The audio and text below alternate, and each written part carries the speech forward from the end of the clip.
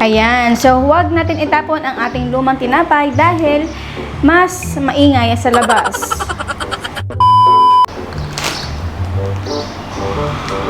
Ang ingay talaga. Ayan. So, huwag natin itapon ang ating lumang tinapay dahil mas gagawin natin itong exciting na dessert.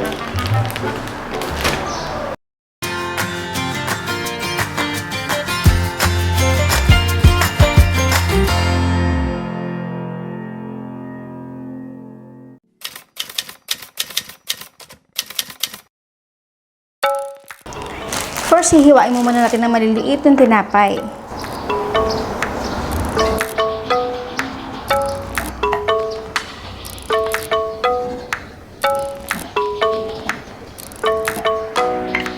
Transfer ko na siya directly sa ating blender.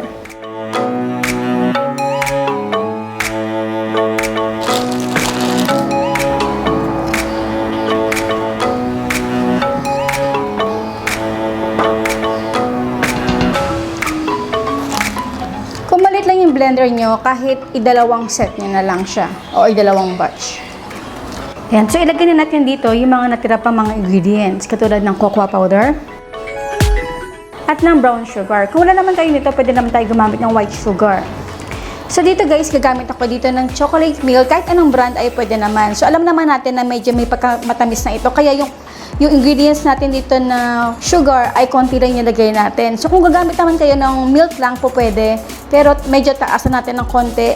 Yung sugar, dagdagan natin siguro ng mga 2 tablespoon more. At ang cocoa powder, dagdagan pa natin ng 1 tablespoon more. So, dito kakailangan na lang natin ng 2 cups of chocolate milk drink. Dahan-dahan.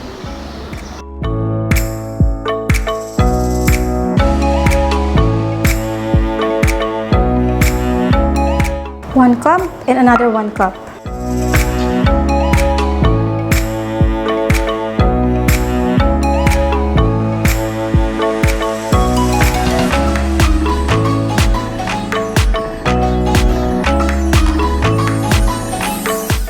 At blend natin ito for 1 and 2 and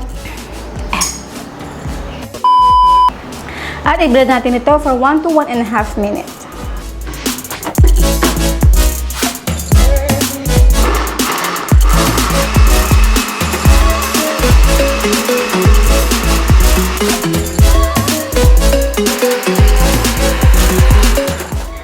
Huwag niyong bubuksan habang nagbe-blender ha, kasi pinapakita ko lang sa inyo. So, bago tayo magluto, hinanda ko muna yung aking mold. Ito ay may sukat na 6.5 by 3.5 inches. Sa pan na gagamitin natin, ilagay muna natin dito ang agar-agar powder or plain gelatin powder. Tsaka paunti-unti natin ito ilagay ang ating mixture para lang mahalo yung ating gelatin.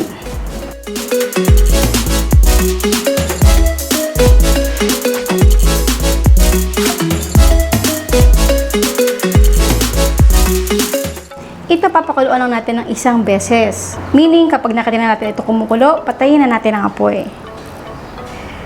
At hindi ko nakalimutan ang vanilla essence. Half teaspoon lang. Ito guys, continuous lang natin yung paghalo para maiwasan ito manikit sa pan.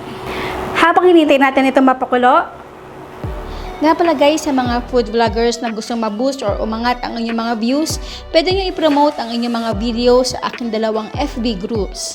Ito ay ang Pagkain Pinoy at Recipe Negosyo at ang ating official, ang Sarap Grabe Share Filipino Recipes Group. At ang ating pinakahihintay na BTS! Batian Time Section.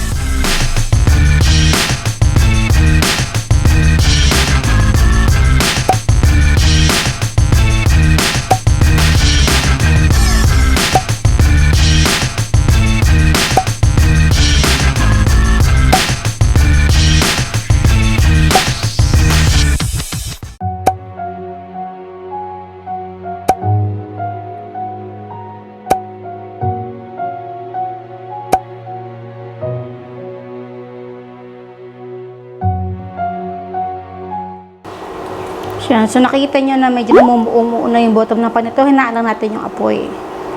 Mga medium low heat lang. So, mapapansin nyo sa stage na to guys, medyo magti-thicken yung ating mixture. So, halu-haluin lang natin hanggang sa isang beses lang siya kumulo.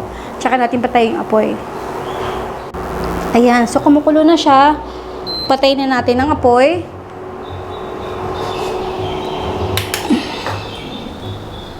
Tinanggal ko na siya sa kalan. Tsaka natin dito ilagay ang dark chopped chocolate bar. So guys, kung wala naman kayo nito, okay lang na i-increase natin konti yung ating cocoa powder.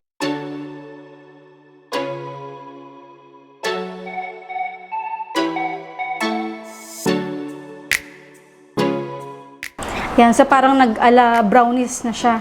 Super bango guys, promise. Ayan. Transfer na natin sa mold.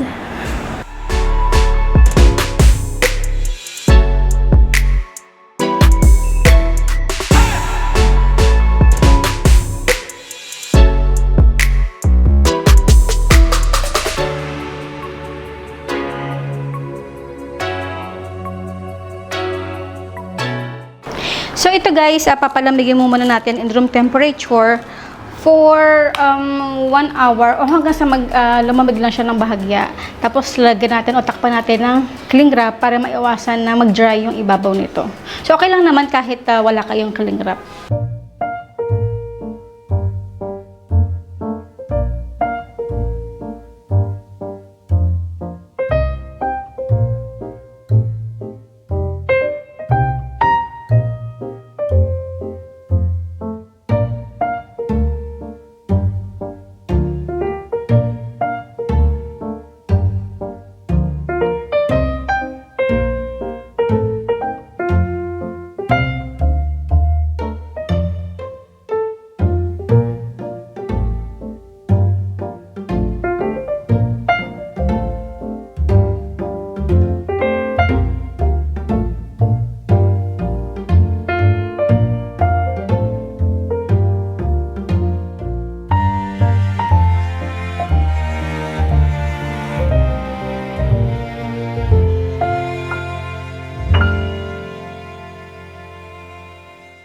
And now it's done.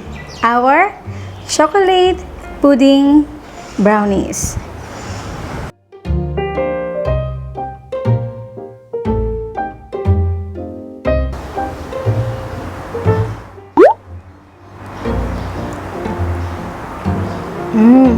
Creamy. Para ko siyang gustong i-title sa ating pamagat. I-title. Gustong i-title sa pamagat. Gusto ko siya i-title guys na brownies. Kasi technically hindi naman siya brownies. Pero yung lasa niya, to be honest, para siya talagang brownies guys. Ang sarap. Firm yung kanyang pagkaka-set ng gelatin. At wala kang malalasahang bread syempre. Pero instead, na para siyang naging alak cakey yung kanyang texture. Ang sarap. Masarap ng pan-dessert kasi limited lang din yung mga ingredients na ginamit natin at tinapay na luma na. Ayan. Sarap. And before buy, please be safe, keep healthy, and be happy. Kaya po guys, kung gusto niyo ma-shoutout dito sa ating channel, paki-type na lang shoutout para madali ko kayo makita. Bye!